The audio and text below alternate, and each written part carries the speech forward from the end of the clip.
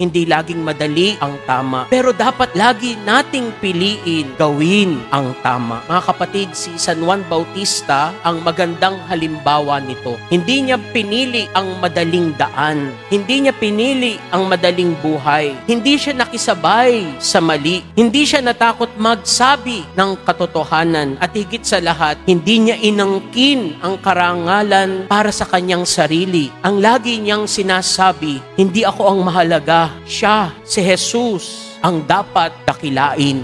Dapat siyang tumaas. Ako na may bumaba. Kaya mga kapatid, sa bisperas ng kapistahan ng kapanganakan ng ating mahal na patron, si San Juan Bautista, tandaan natin ang tatlong bagay na ito. Kapag may problema, idulog sa Diyos. Sa pakikitungo sa iba, gawin ang mabuti. At sa ating pagpili, piliin lagi ang tamang daan. At kung minsan ay tila mahirap ang daan, huwag tayong matakot. Hindi tayo naglalakad ng mag-isa. Kasama natin ang ating Panginoong Jesus. Ginagabayan tayo ni San Juan Bautista. Pinalalakas ang ating loob ng mahal na Birhen. Sila ang magdadala sa atin tungo sa kaganapan ng buhay. Amen.